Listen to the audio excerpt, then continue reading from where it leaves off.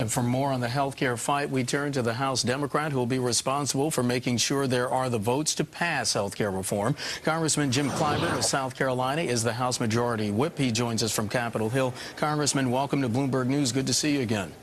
Well, thank you so much for having me. Congressman, are you losing the battle for health care reform? And for that, let me point to a New York Times poll that was out today. It shows that 52% of Americans say that they are worried about their quality of care, that it will go down under the Democrats' plan. 58% very or somewhat worried they'd be forced to change doctors. 81% very or somewhat worried that the plan would force employers to cut jobs.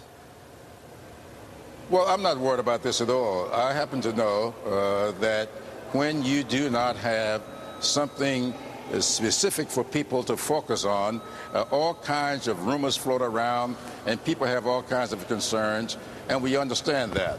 Remember, we've had 3 different committees working on this legislation. We have 2 committees that have completed their work, and all the discussion today is about what's going on in the Energy Commerce Committee. Now, one of these committees came out with a very strong public option. We are still debating that in this committee. When this committee finishes, then these 3 bills will be melded, and that's what we will go out before the American people with during the month of August. Right. And I really think people will then get a good idea of what it is that we are talking about. I know that when I talk to people in my district about this and tell them that you will no longer have to worry about making job decisions because of a pre-existing condition, if this bill passes, they seem as if they're hearing that for the first time. Right. And when we talk about co-payments and deductions for preventive care, people have not focused on that. And we are trying to show. Yes, sir. Congressman, I'm sorry for interrupting, but if I might, right before you came in, our Peter Cook did a report from Washington, and he had a soundbite from John Boehner, the Republican from Ohio, and he expressed concern that even the deal that's being melded by the Blue Dogs and some of the liberal parts of the wing, it doesn't go enough. And he expressed concern, saying that in this plan, the health reform plan, there would be a so-called health care czar who would be making decisions for Americans on what type of health plan that they should or should not accept. How do you respond to that criticism? Well, the first thing I would say to Mr. Boehner is this. It would be much better to have a health care czar making these decisions than have an insurance executive, as we currently have, standing between the patient and his or her doctor. That's what the deal is now. How many times do American families find themselves not being able to get coverage because an insurance company says you have a pre-existing condition and we're no longer going to cover you? You get a letter in the mail telling you that they are dropping you and you cannot tell exactly why. I would much rather have a health care czar than an insurance no-care person doing this. Okay, Congressman Clyburn, the Senate Finance Committee seems to be moving away from a public insurance plan. Now, is that something that House Democrats are going to support? Because wasn't that the centerpiece of the reform bill? Well, it's still in. I just mentioned 3 different committees in the House. The Ways and Means Committee came out with a very strong public option. Now, the Senate and the House, at some point in this process, will get together in conference, and then let's see what works out. Remember, I'm here in the United States Congress today because they passed the Voting Rights Act in 1965 as a first step. There were some amendments along the way. There's some court decisions along the way. And I finally got to the Congress in 1992. I couldn't get here under the original Voting Rights Act, but I did get here after we had some amendments and some other decisions along the way. So we are taking a first step here, and we believe that when this process is over, the American people will see a big change in their conditions as it relates to health insurance. And that's what we're trying to get to. I wouldn't get all upset about one committee. There are 4 other committees working on this. Mr. Whip, this is Peter Cook here in Washington. Let me ask you about your job in terms of doing some arm twisting. We reported on the fact that there are a lot of liberals within the caucus who are upset about this deal with the Blue Dogs. How many have you lost? How worried are you about the vote total when this actually comes to a vote on the floor? Well, I'm not worried about the vote total at all. I am concerned about what some of the progressives in the caucus feel because I share those feelings. Make no mistake.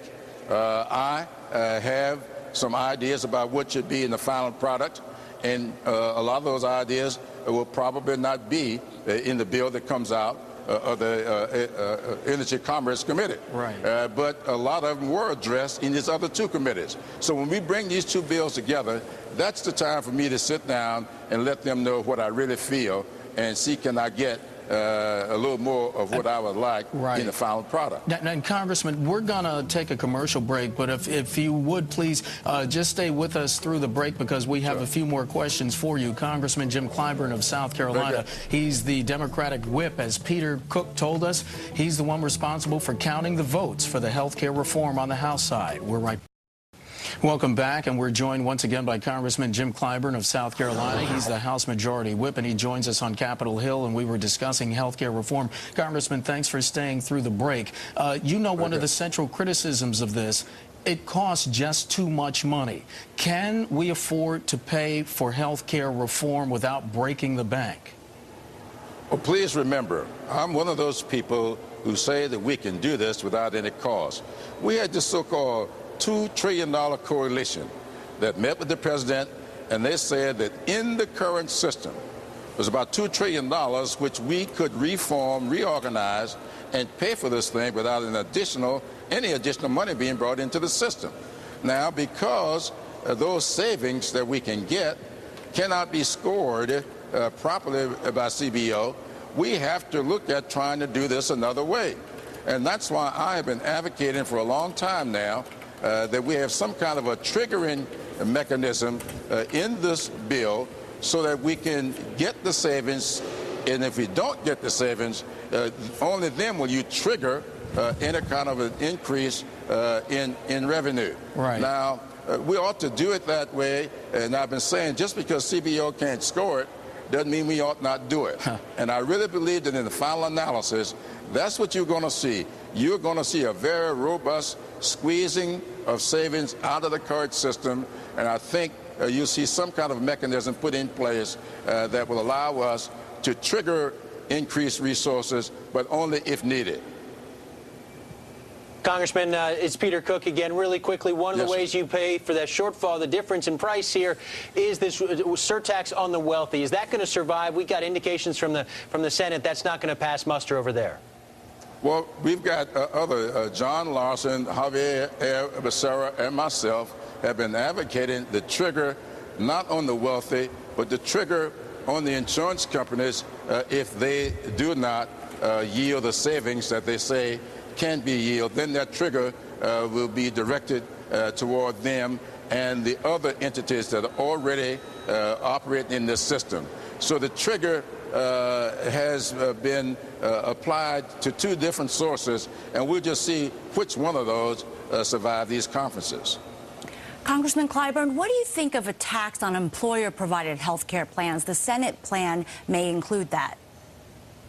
Well, I think that this has to do with whether or not, as I like to say, everybody ought to be provided with a Ford Taurus kind of a plan, and those people who want a Lincoln Town Car as their plan, then you ought to pay for that. So I think that that's what they're talking about. I think that has some merit. But if all you want is a basic plan, what I call a Ford Taurus, then you get that. If you want something over and above that, then you pay for it along the way. And I think that has merit. Congressman, we have less than a minute left. Sir, is this going to get done?